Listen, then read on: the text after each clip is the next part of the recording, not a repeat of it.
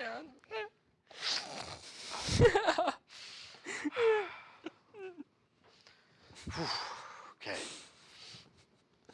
Oh, God.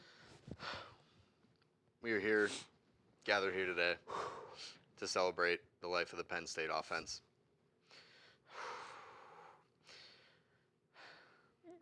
Commemorate the players, commemorate their impact.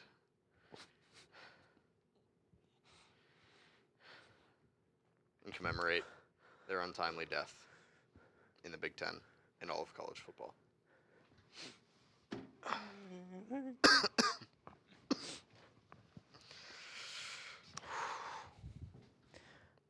I don't need elbow supporters for this. Yeah. I will be strong. This time. Penn State offense, so young. It's full of life. Oh, God. Oh. Drew Aller was supposed to be the Heisman winner, and he wasn't. Penn State was supposed to. God, you can do this. You can do this. You can do this. They were supposed to make the Final Four and win the national championship.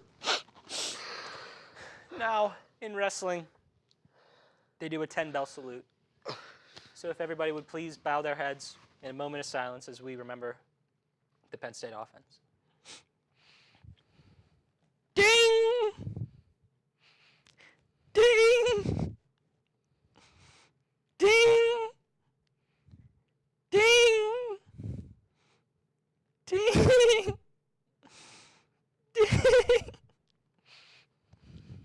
Ding! Ding! Ding! Ding! Ding! Thank you. God.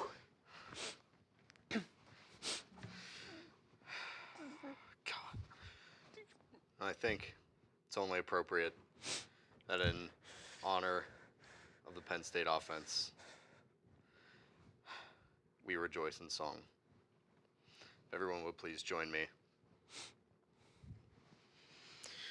In the arms of the angels.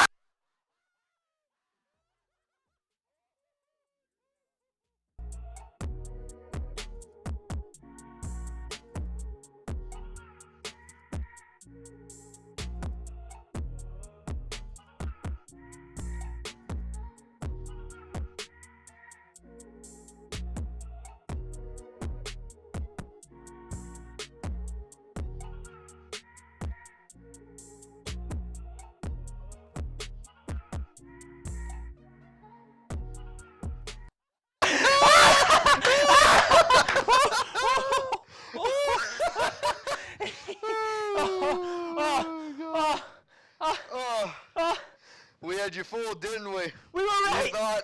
You thought so. We were right once again. They lost to Ohio State and Michigan again this year. We were right once again. Oh my God. For real though, that was one of the hardest things to get through. Yeah.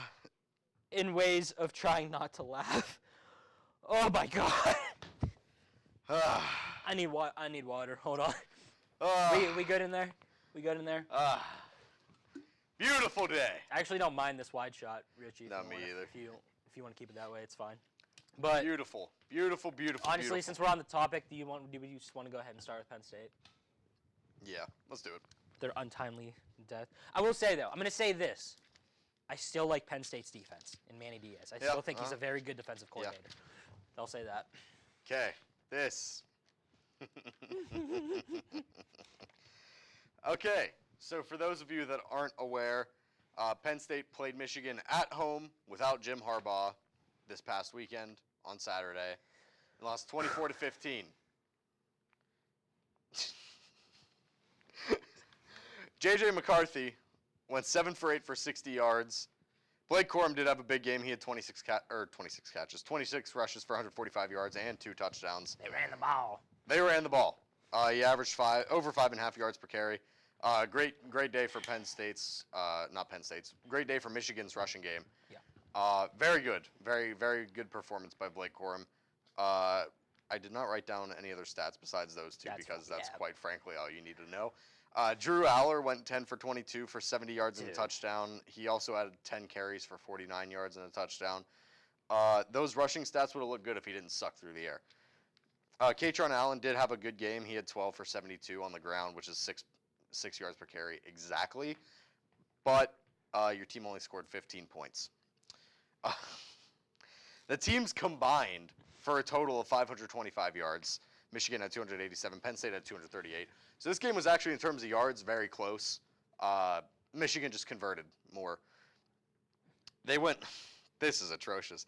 They combined for a 10 for 27 third down rate, which is god-awful. Michigan actually wasn't terrible. They went 6 for 13.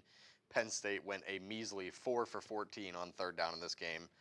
They also lost a fumble, and the teams combined for 10 punts, each punting 5 times. So we were right.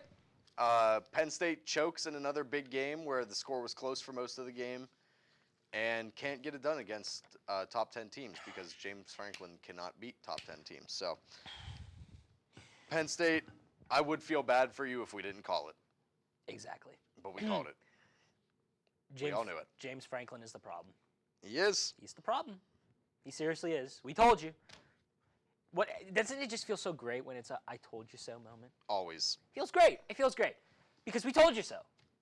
It's the same thing every year when James Franklin is the head coach. And you think it's going to get any better next year when you have to deal with USC and Oregon? It hasn't gotten better since 2016. Exactly. So what do you expect? Yeah, you're beating the cream puff teams, and of course you see the Penn State fans being like, "Oh, who's Michigan beat? They beat you." Yep. They beat you. So, Penn State is still, of course, ranked in the top 15. Whatever. They are number 12 in the country, I believe. They're not gonna make the playoffs. No, not this year. Not this year. Probably not next year if you lose to Ohio State, Michigan, Oregon, and USC. Get 4 losses. Yep. Now here's the thing. Maybe I do think maybe beat USC when they lose Caleb Williams. Yeah. Maybe. Oregon, I can't see it. I just can't see it. But that's pretty much all I got on Penn State. There's nothing else. We told you so. We told you so. So deal with it. Do you just want to stick on with the college stuff? Yeah. So here's the thing. Boro's going to be a tiny bit long, and Pitt. I kind of added a little bit of Pitt basketball in there too. Okay. So it's up to you with what you want to do. Yeah, I'll just get through Ohio State and then I'll let you get those. Okay. Okay. Ohio State played prime time Saturday night. I believe the game started at 7:30. Against Michigan State. I do not remember if this was at home or away. I believe it was away. Let me double check that real quick. We'll get started rolling. It was home for Ohio State, so they got home field advantage. They beat Michigan State 38-3. Big whooping from Ohio State. Offense was incredible. I would consider this to be probably Kyle McCord's breakout game. Career high in completions and yards in a single game. He went 24 for 31 for 335 and 3 touchdowns with no turnovers, which was absolutely incredible. This game, despite being 38-3, had 0 turnovers, which is crazy. Travion Henderson was fine, 13 for 63, 4.8 yards per carry and a touchdown. Marvin Harrison had 7 catches for 149 yards and 2 touchdowns. He was an absolute monster. He also had a 19-yard rushing touchdown, and that was his only rushing attempt on the game. Ohio State outgained Michigan by 348 yards. Michigan State, excuse me. Outgained Michigan State by 348 yards. Ohio State had 530 total yards of offense, which was almost as much as the combined yardage between Penn State and Michigan. So there you go. Yeah, Michigan State had 182 total yards of offense. Ohio State went 5 for 11 on third down, which is just a little bit below 50%, which is very good.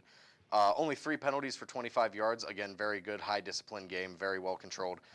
Defense continues to be absolutely locked down. Ohio State only punted in this game 3 times. Michigan State punted 8 times. And again, Michigan State only scored 3 points, despite the fact that there wasn't a single turnover committed in this game. So Ohio State continues to play well, and of course, fell down the rankings. So whatever. Great game going into next week, which is, I believe, the Maryland game. No. And then it's Michigan. Then it sounds right because it's. Yeah, Because then it's Michigan after Cause that. Yeah, because then it's Michigan. Do you think Jim Harbaugh's going to be there for that or no? I don't No, think he's not allowed to coach on the sideline for the rest of the regular that's right. season. I thought for some reason. Oh, there you go. the That's approval. actually something we didn't get to cover last week because it didn't come out yet. Jim Harbaugh will not allowed to be on the sideline during any of Michigan's games for the rest of the regular season. Ohio State also, they play at home against Minnesota next week, so not Maryland because I thought they already played them.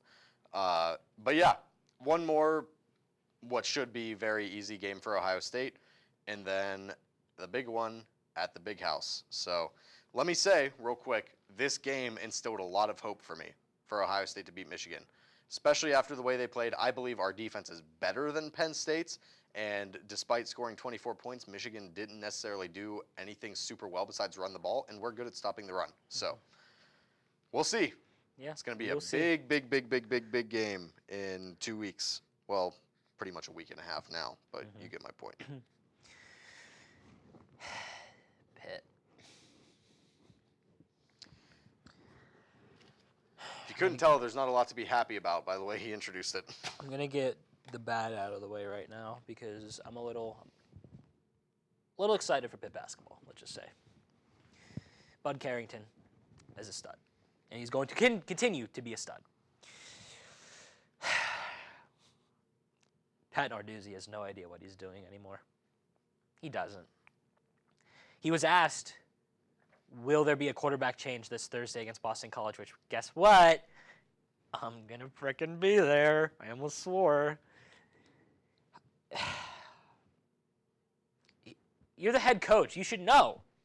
Yeah, you look at the tape. I bet you if we asked what you had for lunch yesterday, you would go, oh, I don't know, maybe you got to look at the tape. I'm pretty sure I got that one from either the Ghost of Mark Whip account on Twitter or the Loyal Sons. Great show. Listen to the Loyal Sons. Pitt lost 28-13 to Syracuse in Yankee Stadium. Pitt is 2-8. I can double down by saying this. This is the worst year of Pitt football I have sat through in my entire life. Worse than 2017, because at least we upset Miami. Narduzzi has not been able to find a replacement for Kenny Pickett. No, Slovis was not the guy. Phil was definitely not the guy. Christian shows some promise, but so far it seems like he's not the guy, and they're not going to play Nate Yardnell for some odd reason. Yep. I would not be surprised if Gavin Bartholomew left by the end of the year. Me either. I've said this so many times. Watch him go to Penn State. Oh, my God. I'd be mad, but at the same time, I would not blame him. Well, you're going to get into a much worse coaching situation if you go to Penn State there, buddy. But honestly, he should leave. He should. He should. He should transfer. He should transfer. He's not getting the ball at all. He's being underutilized. Leave. And I'm saying that in a good way. If you want to get a higher draft pick in the NFL draft, I think Gavin Bartholomew could be a very good tight end in the NFL. You need to leave. Yeah, for the best possibility for his career, I would say playing somewhere else would probably do him a lot of good. Signetti is not helping you. Narduzzi is not helping you. No. Vallejo, though it's not all his fault, is not helping you. You need to leave. Christian was 13 for 22, 161 yards, 1 touchdown and a pick. Whatever. Yeah, pretty much. Yarnell got some reps, 3 for 5 for 48 yards. Rodney Hammond, 12 carries for 43. Bupp Means got the ball twice for 71 yards, and Malcolm Epps got the ball 3 times at 52 yards. You want to know what Pitt is, by the way? They're not disciplined. Yeah. You see them talking trash, which there's nothing wrong with talking trash. No, right. But, like, Sam tackle you, right? Sometimes they'll just get in their face and they'll just go, oh, or, like, some of them will even step over them. Guess what? No crap. Flag. Why else wouldn't there be a flag? Because the team is not disciplined. Because it starts with the head coach. Does. Almost gave myself a paper cut. Syracuse didn't even freaking throw. Their quarterback was 3 for 5 for 12 yards, rushing-wise. He carried the ball 17 times for 154 yards and a touchdown. Their running back carried the ball 28 times for 102. Their backup quarterback, 14 carries for 96 yards and a touchdown. We lost to a team who completed 3 passes for 12 yards. Yes! Yes! Maybe we should have been doing a funeral 2021 Bills moment right there, losing to the Patriots when Mac Jones completed 2 passes. Hey, maybe we should have just ran a funeral for the Pitt offense, honestly. Yeah, that would have been even worse. Because at least if you look at the Penn State, it's not any better, but like it's better than Pitt's. Like, what is this? Garbage. Again, Boston College this Thursday. I'll be there. I got some good seats too, like on the sideline by the scoreboard, but like the lower level. Yeah. It's pretty good seats. Pretty Those good are seats. Pretty good seats. Fun fact: I was on that side when they upset Miami, and that was the side Kenny dove for the pylon for that play. Yeah. Pitt fans know what I'm talking about, and Pitt fans also know what I'm talking about when Kenny used to go onto the side for the play for Mark Whipple. I'm done talking about Pitt. I'm done. I can't do it. I can't do Nope. it. Pitt basketball though, that I can do. They actually play tonight. I know that. But their last game, they won 89-60. Blake Himson had 26 points, and then Bud Carrington has been hot so far.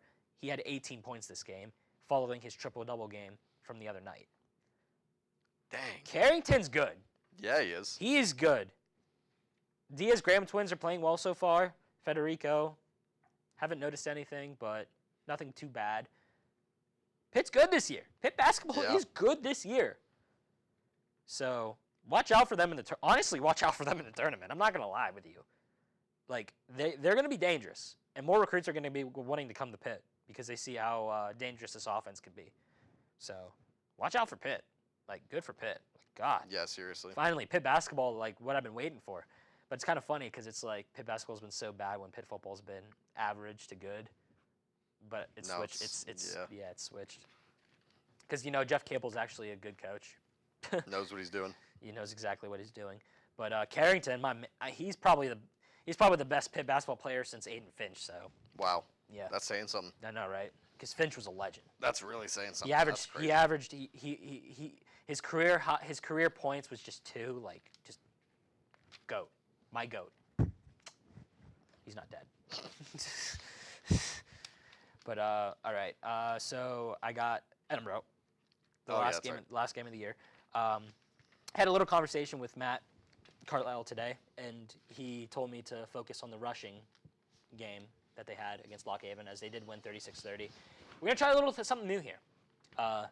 So this may or may not be for an assignment of mine. So I'll have to when I edit it, I have to cut that part out. But so in this scenario, Alex is my guest. So Alex, thanks for coming on to Boro Tailgate Talks. You're welcome. Yep. Pleasure. But we'll start off by Isaac Bernard after Edinburgh defeated Lock Haven 36-30. Isaac Bernard was 22 for 30, 194 yards and a touchdown. And Lock Haven's quarterback was 17 for 30, 246, 3 touchdowns. Richie, make sure you keep it on the wide for this, please. Rushing stats were good. Brian Chernobyl carried the ball 18 times, 65 yards for 4 touchdowns. Tegan Brown got the ball 5 times for 59 yards, and Chernobyl receiving got the ball 5 times, 52 yards and a touchdown. 5 total touchdowns for Trobel on the day. Yes, and Amani Bailey got the ball 7 times for 51 yards. We're gonna do first of all, Alex, I mean, what are your thoughts on these stats to close out the year? I mean, the rushing game is what the coaches here want. Yeah. That's the thing that they want to build on. We see that obviously they used Matt's legs a lot and his ability to get out of the pocket and scramble, but also design quarterback runs. We want to run the ball. We haven't been great at it all season, but that's really what the coaches want to do. So it's a great game for their scheme. It really, really, really, really well. Right.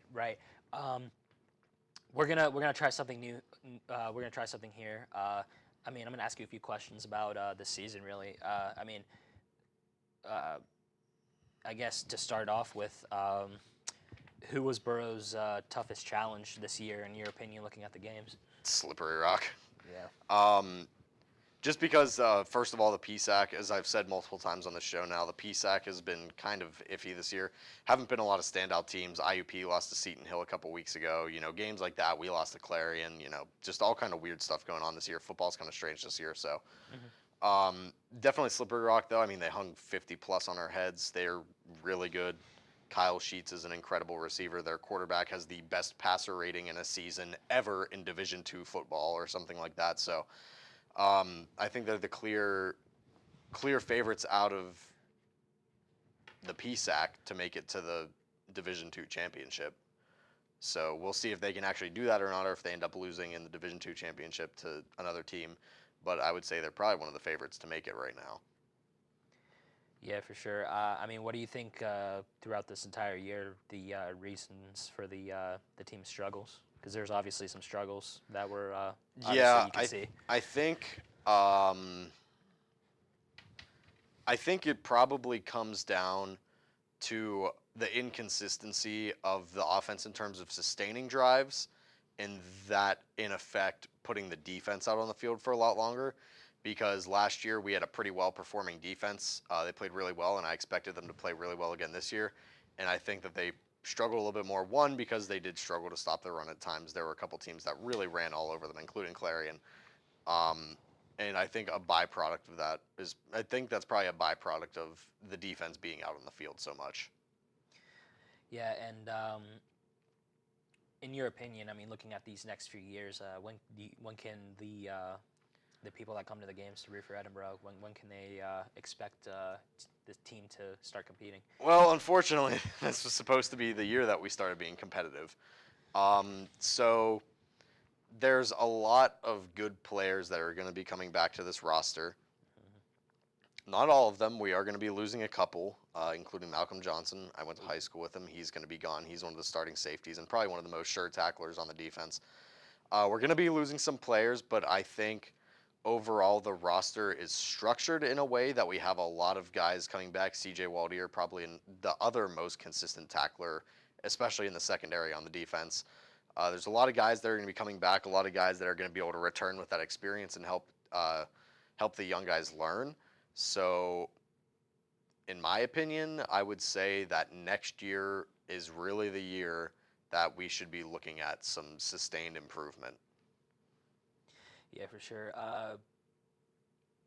Now, where in the offense were you able to see improvements? Because I could tell you right now that there was definitely some improvements that I noticed watching games. Rushing game was definitely really good. In a lot of instances, again, it wasn't consistent all the time, but when it was good, it was really good. And both quarterbacks played pretty well. Isaac had a much better year in relief for Matt this year whenever he had to go out there, and Matt played quite well whenever he was out there. 40-plus points against Mercyhurst, a 35-28 loss to Shepherd, who, despite losing their quarterback to the NFL, which is impressive, by the way, we're still a pretty good team this year. So I would say the improvement of the quarterback play and the improvement of the run game was probably the biggest thing. Yeah, for sure. And but like you said, this was possibly supposed to be the year that they were supposed to compete. Why do you think it didn't really go to plan? It's really tough to say, especially from the outside. And I don't want to make it sound like I'm trashing on anybody, because I'm not. But it's just difficult. It seems like there were games where there was just, again, some inconsistency. Shepherd, go down and score right before halftime, tie the game. Then you allow a kick return touchdown to end the half. Momentum completely swings from you to the other team. And I think that was probably the biggest issue for this team this year. Was more than likely it was the execution in all three phases. It's not just offense, it's not just defense, it's special teams as well. There were times where we struggled in giving up a lot of returns. The Mercyhurst game was initially close, and we were playing a 5'7" lefty quarterback who barely could even see over his offensive line. So just the attention to detail, the execution, and the consistency, I think, is probably the biggest problem. Yeah, and last question, how do you think the team can turn it around next year? I really think that this year, even though we only went 3-8, was a year that showed promise. And I think it was a year that showed that we're capable of doing some pretty good things, running the ball, having good quarterback play, having defense play pretty well in some of these games as well. I think that it's really just going to be getting in the film room, watching the film, seeing what you did wrong, getting in the weight room, getting healthy, staying healthy. Obviously, we had 2 quarterbacks that played well this year, but it sucks that Matt wasn't able to stay out there the whole season. He even said it himself on the show. He should probably work on sliding a little bit more than instead of just running headfirst into some of those hits. But I would say get in the film room, get it right, pay attention to, Coach Nolf is a detail guy. He's a defensive guy and he's a detail guy. He really is big on lining up right, being in a proper stance, proper tackling form, all of those kind of little nuances that people don't look at from the surface. So I think it's just another off season of paying attention to the details, ironing out the kinks, and making sure that everyone is executing at their best ability all the time. Yeah, that's all I got for the Edinburgh stuff. Alex, thanks for giving the analyst. Now I can edit that part, and we're good with the assignment, hopefully. No, that was our real, actual thoughts about the about the that's Boro. real. So that part's real. I figured the assignment, it just made more sense. Hey, just have a show I can record, and I have to record something for an assignment. So there you go. You all have been a part of my assignment. There you go. I can blow by NBA, and then you can go down with your NFL stuff, and Okay. then I can go to Steelers and then rapid fire, and then we can Yeah. wrap this up. Atlanta Hawks so far are 5-4 to start off the year. They sit behind the Heat in the standings, who are 6-4. And speaking of the Heat, they beat the Hawks the other night. Bam Adebayo had 26 points. Trae Young still had 27. Murray Dang. still had 23. Still hard fought loss by the looks of it. But so far to start the year, Trae Young is currently the leader in points per game, leading with 24.4 points. And then also, I didn't write down the stat, but I do know he is also leading in, I believe it's points per assist or something like that. He's also leading. And then the second stat, I forget what it was, but Jalen Johnson is. So Trae Young doesn't have all the leading stats. Jalen Johnson, I know, has one, but yeah, so far the Hawks are 5-4. So far it's been a bumpy start, but I think they're fine. They got a good core, starting with Trae, obviously, and then Murray as their guards, and then Sadiq Bey's a fine forward for now. DeAndre Hunter's DeAndre Hunter. So yeah, we'll see what happens with the Hawks, and as I drop my eraser, and yeah, so you want to go ahead and Richie, what are we on time? 30? Okay, not bad. No. So you want to go ahead and talk about the? Oh, by the way, I do believe the Argos season is complete. I forgot about the Argos. It is. Yeah. Pens too. We got some stuff to blow through. Oh, that's right. I'll blow through the NFL stuff so you can talk about the Steelers and then we'll get moving. Cook. Weird week. Anyway, Thursday night football this week. Bears improved their pick by winning. They beat the Panthers 16-13, which pretty much solidifies at least a top 3 pick in the draft for the Bears. Colts put Bill Belichick on the hot seat in the last game internationally this season, beating the Patriots 10-6, which literally whatever. Browns stormed back against the Ravens, kicked a game-winning field goal to win at Baltimore 33-31. Niners made an absolute statement, destroyed the Jags at Jacksonville 34-3. Dobbs is just him, apparently. Beat the Saints 27-19. That score looks a lot better than it actually was. Texans pulled a huge road upset against the Cincinnati Bengals 30-27 off a walk-off field goal. That's my Buckeye, C.J. Stroud. Noah Brown also put up 24 points for me in fantasy off of waivers this week, which is pretty crazy. Bucks beat the Titans 20-6 at home. Nobody cares. Lions hung on to beat the Chargers 41-38, which is a pretty crazy score. Brandon Staley suck. I can't wait for you to get fired. Cardinals slid by the Falcons at home 25-23. Falcons also suck. Arthur Smith, can't wait for you to get fired either. Cowboys somehow covered a 17.5-point spread against the Giants at home and won 49-17. I hope Tommy DeVito's mom had a real special meal cooked up for him when he got home that night. Seahawks slide by the Commanders at home 29-26. Raiders improved to 2-0 under Antonio Pierce after a 16-12 win at home versus the Jets, in which Tyler Conklin knocked down what would have been a successful Hail Mary to Garrett Wilson. And then obviously Broncos-Bills tonight, Monday Night Football, 8:15 p.m. I hope Stephon Diggs doesn't put up 40 points and beat me in fantasy this week. There you go. There you go. You blew by that fast. Yeah. Do you got anything on Argos and Pens? Yeah. I can do that real quick. Okay. Bro's about to keep cooking. Where am I? Okay. Toronto Argonauts, Canadian Football League. Okay. I believe Hold the on, last time, my Apple Watch is going crazy. I called it an Apple Watch this time. Let's go. instead of a Fitbit. Yeah. I believe last time we talked about the Argos, they were 8-1. It's been a while since we talked about them. They went 8-1 again through the second half of the season, finished 16-2. Monster season. They unfortunately, though, lost at home in the Eastern Finals to the Montreal Alouettes, 38-17. Very unfortunate. Very. Chad Kelly went 21 for 36 for 246 yards, a touchdown, and 4 interceptions. So there's that 38-17 loss. AJ Ouellette had 14 carries for 71 yards, 5.1 yards per carry. It was very solid. And Montreal just didn't have to do too much because of the four Kelly interceptions. Cody Fajardo, the quarterback for Montreal, went 18 for 25, 175 yards, a touchdown, and a pick. Fine whenever your team has 4 interceptions. So I think we comfortably say that the turnovers killed the Argos in the Eastern Final, which now makes the Grey Cup Winnipeg versus Montreal, and that will be happening relatively soon. So we will see who the Grey Cup champion is this year. Can't have it every year, unfortunately, for Toronto.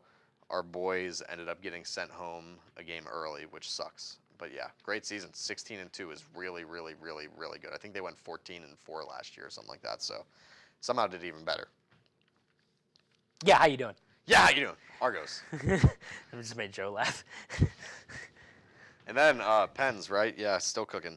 Again, been a minute since we talked about the Pens. Athlete Spotlight's kind of taking up a bit of time on the show. Speaking of which, this is the first time in a couple weeks that we aren't doing Athlete Spotlight. That will be back next week. Got a good one. Would you like to say who's going to be on? We'll save it for the end of the show because I got a little something to talk about. Anyway. Wait, what? Penguins. Monday, October 30th, lost 4-3 at home versus the Anaheim Ducks. Erik Karlsson had a goal and assist. Malkin, goal and assist. Radim Zahorna, a goal. We lost. Nobody cares. Saturday, November 4th, 10-2 win versus the San Jose Sharks at San Jose. Goals from, hang in here with me, there's a lot. 2 goals and 2 assists from Gensel, a goal and 3 assists from Rust, 2 goals and 2 assists from Riley Smith, who continues to be a very pleasant surprise this year. Vinny Hinostroza, no idea who that is, had a goal and assist. Malkin had 2 goals, and Letang had a goal, and so did Matt Nieto. Again, no idea who that is. Tuesday, November 7th, 2-0 win at Anaheim, avenged that 4-3 loss. Goal from Crosby and a goal from Zahorna again. No idea who that is. Saturday, November 11th. Hayley's disgusted with you not knowing who these people are. Sorry that I don't know like the 6th line players that got signed off waivers 2.5 weeks ago, Hayley. My bad. Saturday, November 11th, 4-0 win at home versus the Buffalo Sabres. Goals from Karlsson. He had 2. He's been a very good acquisition for us so far. Malkin had a goal and assist, and Drew O'Connor had a goal. I know that one. God. Pens are now 7-6. They are no longer last in the Metro. They're sitting at 6th out of 8. They're on a 4-game win streak currently. And out of their last 5 games, Tristan Jarry has played for them and went 102 for 108 on saves. That's good for a .797 save percentage, and also accompanied by 2 shutouts. So very solid performance in the past 4 games for Jarry. The only one in the middle of that was Magnus Hellberg, played against the Kings, which was a 4-3 overtime win, and I believe I skipped over that game on accident. Hellberg went 33 for 36. Yeah, I did skip over that one. So Thursday, November 9th, the Pens won at the Kings 4-3 in overtime. Crosby had a goal and assist. Lars Ellers had a goal. Gensel had a goal, and Rust had a goal. So there you go. Pens are hot. Probably not for long. Cook. Unfortunately. Yeah, probably not for long. We'll see. See how it goes. Oh, wow. I didn't even talk about the Steelers yet. Win's a win. Jordan Love, I think, actually looked good, I'll say. Shredded that cheese like an Olive Garden waiter. Sorry. Jordan Love was 21 for 40, 289 yards, 2 touchdowns, and I believe, 2 picks? I believe. 2 picks. A.J. Dillon carried the ball 9 times for 70 yards, and Jaden Reed got the ball 5 times, 84 yards, 1 touchdown. Like I said, Jordan Love looked solid. One of those carries by A.J. Dillon was like a 40-yarder, by the way, so that made his stats look a lot better than they were. Kenny Pickett, again, fine.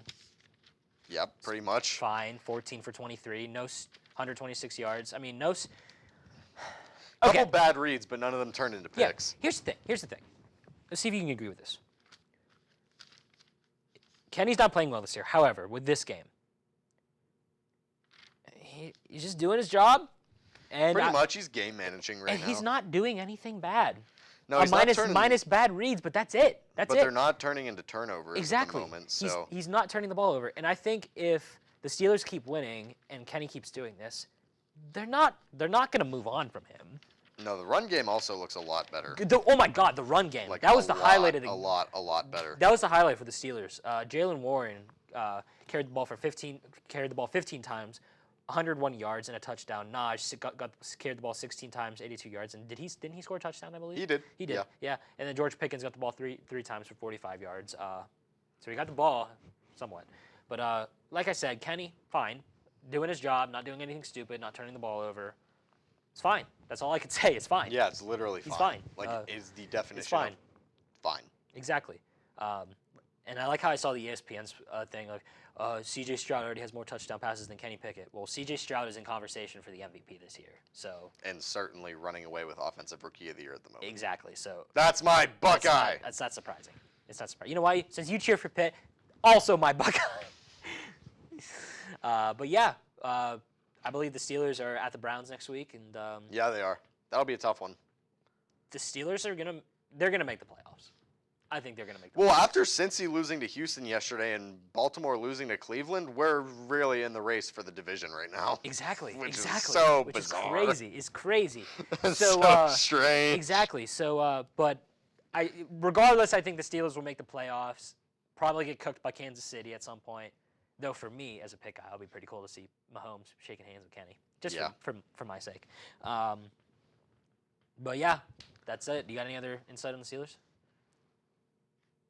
Oh, Quan Alexander's out for the year, by the way. Oh yeah, Quan Alexander tore his Achilles, which is another big loss because they lost Cole Holcomb too. So yeah, I think Cole Holcomb's injury might be a little bit shorter than the Achilles, but the late hit at the end, the last pick.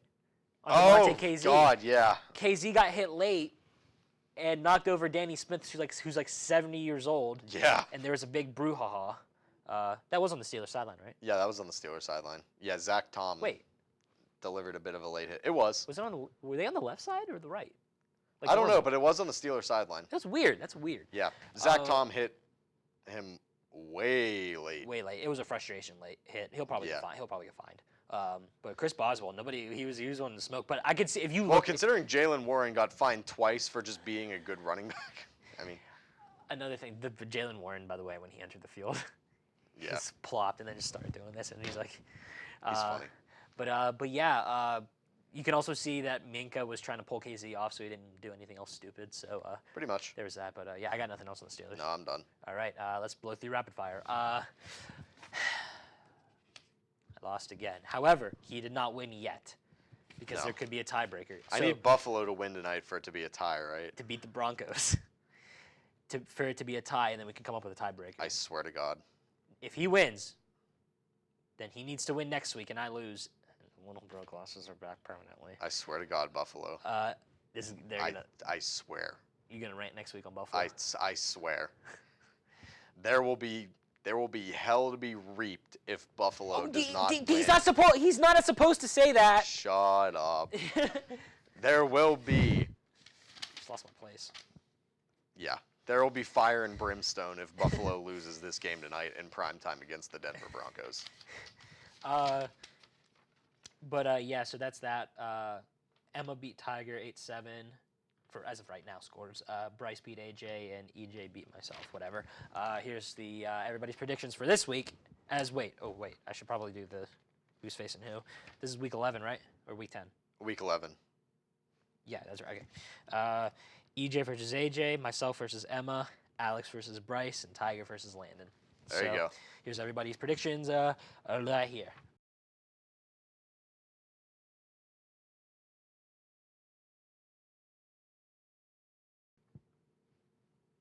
Okay. Bengals, Ravens. That's a tough one. Ooh. I'm going to go Ravens. I think the Ravens Yeah. will have a bounce back. Yeah, I'm Both gonna go teams will be Ravens. very... You going Ravens? Yeah. That's Both- going to be an angry game. Yeah, it's going to be a very angry game, and I'm entertaining. The night games, minus the Vikings and Broncos, because it's Super Bowl matchup for Monday night next week. Yeah. So there's that. Steelers, Browns. I think the Steelers will... Nah, I changed my mind. I feel like the Steelers will actually lose this one. So do I. I'm just feeling it. I'm feeling lost this week. This feels like a Tomlin loss. Yeah. Yeah, how you doing?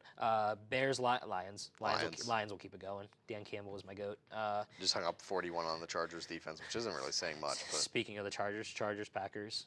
I think the Packers will bounce back. I'm going to go Chargers. Chargers. Raiders, Dolphins. Hey, the Raiders are not bad, but They're think scrappy, but I think the Dolphins are going to win. the Dolphins are still gonna get it done. I am really hungry, by the way. Yeah. Giants, Commanders. Yeah, they're so bad. The Giants are so bad. The Giants are a dumpster fire this year. Yeah, and Sam Howell's actually doing well. Yeah. Sam Howell's in the top 3 in the entire NFL for passing yards right now. Yeah. Cowboys, Panthers. I'm going Cowboys. Cowboys. The boys. Titans, Jags. Jags will be pissed off. They're gonna. Yeah, they're going to bounce back after the decimation by the Niners. This one? Is this? I don't know. Which game is this? Kyler Murray and the Cardinals versus C.J. Stroud and the Texans. I think the Texans will win, but I think it's. I think the Texans are. Yeah, I think The they're a Texan- better football team. the Texans are gonna win, but I think this one will be close. Yeah, I I'll think go with this- that. I'll go Texans close win as well. Yeah, I think the Texans will. It'll be close. Bucks 49ers, 49ers. Yeah, 49ers. The Brock Purdy looked really good. Jets, Bills, Buffalo. Buffalo. You're going to be in trouble if you lose this one. Seahawks, Rams. Seahawks. Seahawks, yeah. Me too. No, this next one's tough. Really tough. Is this Eagles and Chiefs. Eagles? I'm going. Yeah. The Eagles have just found a way to keep winning this year. It's absurd, actually. Yeah. They're doing pretty much what the Vikings did last year. Just continuously winning. Yeah, I agree. I think they'll get it done. I think Jalen Hurts will have a good game. Yeah, me too. So we'll see with that. Real quick, so far with MLB free agency, nothing really notable has happened other than Craig Counsell's been hired as the Cubs manager. So far, the front runner to win the Shohei Ohtani sweepstakes is the Chicago Cubs. Good entertainment to hit balls into the alley, ain't he? Yeah. So, I don't want Ohtani to go to the Cubs. I still think he'll either go to the Dodgers or the Yankees. The Mets are not going for Ohtani. I just read a report, so. My final prediction is the Dodgers. I think he's going to go there. And is there anything else you want to promote? Oh, of course, going for gold. And this week, Tailgate Talks. Yeah! Let's go! Whatever. You said there was something. By the way, do you want to tell the people who's going to be on Athlete Spotlight next week? Athlete Spotlight next week is actually a 2-athlete episode. We are going to be having Homecoming King and Queen on the show next week. Jill Ball and Dom Kaiser. It's going to be real fun. And Jill. I don't want to leave Jill. No, yeah, Jill too. We're excited for both. It's going to be real fun. And Dom Kaiser's got a little present for you next week. Yeah, that's it. Wait, what? What are you talking about? No, that's it. This has been another episode of Tailgate Talks. Hope you guys enjoyed. No, wait, what? Yeah. What Good are you night, talking America. about? No. Yeah. No, what are you? See you guys next Alex, week. Alex, wait, no, where are you going? Alex, where are you going? Wait, no. All right. No, wait, no. Where are you going? Alex, All right. what are you talking about? Dom? Oh, there he goes. Get out of here real quick.